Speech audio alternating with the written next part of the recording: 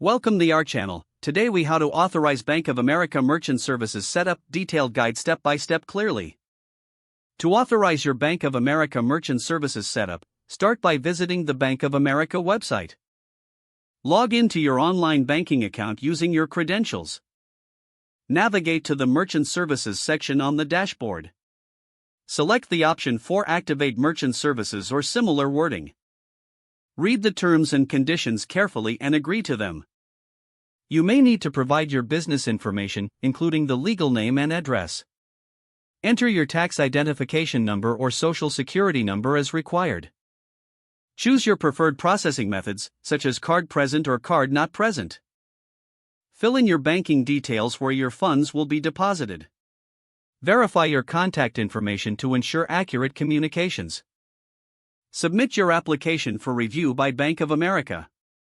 Monitor your email for any requests for additional information from the bank. Once your application is approved, you will receive an email confirmation. Follow any further instructions provided in the confirmation email. Set up your merchant account login credentials for future access. Download any necessary software or applications required for transaction processing. Test the system with a small transaction to ensure everything is functioning correctly. If issues arise, contact Bank of America customer support for assistance. Keep records of all transactions and compliance documentation for your business needs. Regularly review your merchant account settings to optimize performance. Stay informed about updates or changes in Bank of America's merchant services offerings. If the page does not load, refresh the browser or try again in a private or incognito window. Make sure you are using the correct email address, then retype it carefully to avoid small typos.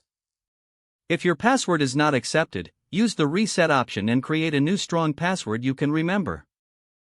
Check your spam folder for verification or security emails, then complete any requested confirmation steps. Enable two-factor authentication if available to improve account security and reduce unauthorized access risk. After signing in, review your profile details so your contact information and settings are accurate and current. If you see an error message, note it down and try again after restarting your device and internet connection. Don't forget to like this video and subscribe to our channel for more step-by-step tech guides.